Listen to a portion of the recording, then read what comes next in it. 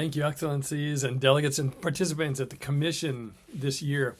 And thank you especially to the Women's Federation for World Peace for inviting me back to present again. A lot's been happening since I joined you there in Vienna in 2023, and much good to be celebrated and much still alarming that requires our attention. I'm also grateful to participate in the events and activities of WFWP as their efforts to support women's empowerment and engagement in creating a peaceful world is not one of blame and emphasizing the superiority of women, but in recognition of the unique and equally important roles of men and women, mothers and fathers, in the creation of peace on both the micro and the macro levels in the 21st century. Truly, peace begins with me and in my family. So that brings me to FatherCon. FatherCon resulted as an organization after working for 8 years on the prevention of human trafficking through awareness events, collaboration with city government and community organizations to increase understanding and vigilance to keep children safe from this crime against humanity. Human trafficking and exploitation of the vulnerabilities and weaknesses of others, especially children, is still flourishing. Fathers are too often the source of those vulnerabilities that traffickers exploit. One trafficker arrested in the United States said that he didn't have to do much grooming because children were coming out of their homes willing to be exploited. If there's no father or an abusive father in the lives of children, the balance and security a child needs to see through the veneer of deception used by exploiters is too thin to provide them necessary armor. Jack Reynolds, convicted of abusing over 300 children and sentenced to 13 years in prison, gave an interview on his release and replied to a question about what children he targeted. His response: "I didn't target specific children, but if there was a father in their lives, I left them alone. If it was a single mom, I became her hero." At FatherCon, we operate from the foundational belief that the optimum conditions for children to grow healthy and with the greatest well-being is the two biological parent model, with support from grandparents and other relatives, with a wider circle of support from a community, teachers, neighbors, and friends. For too many families, this is a hopeless dream, an unachievable ideal. This does not mean we disparage or diminish the powerful contributions to child well-being being made by single mothers, step-parents, or adoptive parents, but we believe that recognition of the model that provides the greatest hope for success should be what we aim and work towards, not abandon in resignation of the challenges posed and accepting what might be a not too harmful alternative. It is like knowing that smoking tobacco is unhealthy, but instead of quitting, we put a filter on the cigarette and hope to delay the near inevitable damage done for another day down the road. If there is psychological, biological, chemical, and spiritual significance to the biological mother and father paradigm, that is what we should be educating and providing for with our utmost efforts. This model has been disrupted by many factors in the modern world, not the least of which is the technology that promises to keep us connected, but rather has served to undermine relationships of love and mutual partnership as found in marriage and raising children. Instead, we fall for the temptation of unlimited choice and the siren call of the more, the better, the bigger, and the more pleasurable. This environment of entitlement to more has been the drumbeat of advertising, pledges of politicians, and even some religious leaders. But nowhere is this summoning of deserved desires more inflamed than with pornography. Pornography still floods the virtual marketplace with near impunity and under-regulation, with very few states and countries implementing safeguards, such as age verification. For many, especially in my home country of the United States, where First Amendment guarantees of freedom of speech have been used to untether self-destructive access to brain-impacting and behavior-modifying content, proven too powerful for adults to control, much less minor children. As a result of this child exposure to pornography, some areas are reporting a near majority of sexual predators to be boys between 11 and 15 who are caught acting out what they have observed in online pornography. This is significant when we consider that boys will grow into men who will enter relationships bringing along with their good intentions a history of stored images of unrealistic sexual activities that often lead to eventual divorce and more children being raised by the 100 million plus single mothers in the world today.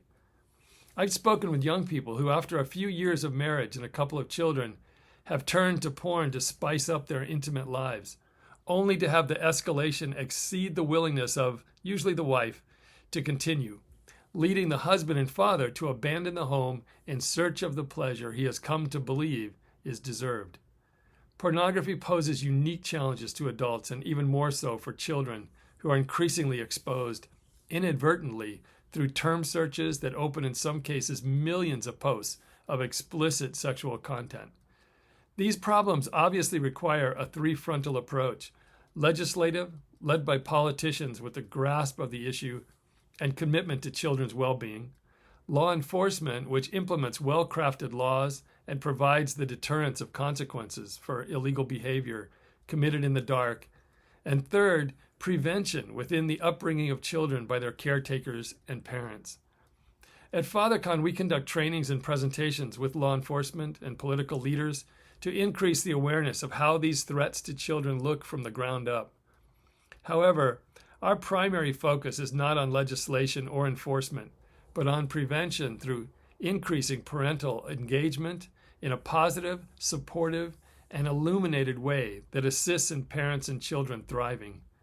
Our three approaches, with the aim of strengthening the positive presence of fathers in the lives of their children, whether as parents, in residence, or co-parenting, are first, to inform, which we accomplish through educational materials and trainings, use of film and panel discussions, posts, and speaking engagements, and an annual conference of speakers and targeted workshops. Second, to inspire, which is behind our giving Heart of the Father awards each year, to recognize the power of the heart of a father in the home, community, and even in the world. As an example, we gave awards to 3 people last year. One, which was a man who is not married and has no biological children and was an adopted child himself. But when Lanny Cordola saw a news report of children being killed by a suicide bomber in Kabul, packed up his music career and flew to Afghanistan in 2014, and founded an organization to teach at-risk girls to play the guitar and find their voice through music. Another was a young man of 17 who's taken on the responsibility of being a father for his girlfriend's child, not even his own son, because he grew up without a dad and didn't want another boy to experience what he did. We highlighted the power of supporting teen fathers instead of assuming the worst and writing them off as irresponsible and unworthy. And third is to equip families with resources and exposure to a variety of services and organizations to encourage and make staying in the home easier, and to counter the social pressure and normalization of divorce and self-satisfaction prioritization at the expense of what is best for the children. One survivor of human trafficking I spoke with some years ago said something that burned into my heart and which I will never forget. I asked her what would have prevented her from being enticed by her trafficker to follow him into the hell she experienced. And she said without hesitation, "I wanted to see my dad love my mom." It is astoundingly simple, and yet when children are raised in the environment of parents who love and respect each other, the world makes sense, and there is hope that love can last. The alternative is a lack of security and misinterpretation of life experiences that leave children feeling at fault, to blame, and unlovable. We have currently created a social environment which seems to expand with increased technology and an emphasis on growing lists of rights for adults, often at the expense of what is best for children. I would say it's even more imbalanced, with a priority on individual rights over anything collective. So when children are included in the plethora of deemed rights, they are usually in the context of independence from their parents or social conventions. Of course, protection needs to be in place for individuals who do not fit the behaviors and tenets of social behavior deemed normal, but to normalize self-centered individualism at the expense of familial or community well-being creates the conditions for a breakdown of the family that results in dissatisfaction for all. My organization's work centers on fatherhood as a vitally important role that, when understood, appreciated for its unique contribution to child development and social stability, provides the greatest male and paternal sense of success as a parent. In the over 80-year-long study at Harvard on adult development, the conclusion reached thus far is that our greatest happiness as human beings is found in long-lasting relationships with family and friends, not acquisitions. In conclusion, if we want to see a reduction in all the consequences of family fracturing and father quarantine, either self-imposed or forced from outside, from failing education, increased poverty, violent and antisocial behavior, rising suicidation of men and children, justification to exploit or take advantage of the exploited, decreased empathy and increased incarceration rates, we need to commit to what has been found to be the optimum conditions for child thriving, and thus energized society, the family. This means the biological parents whenever possible. We must navigate the obstacles that model with a goal of supporting that framework, not experimenting with progressive alternatives with the intention of creating new norms.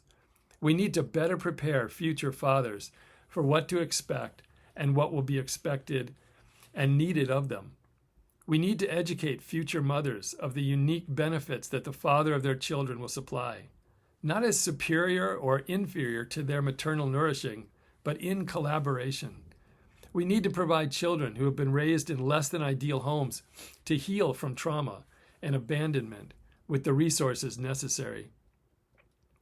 We need to educate lawmakers to draft legislation that supports the safety and well-being of children by supporting family structure, including paternal leave, so dads can spend more time with their very young children.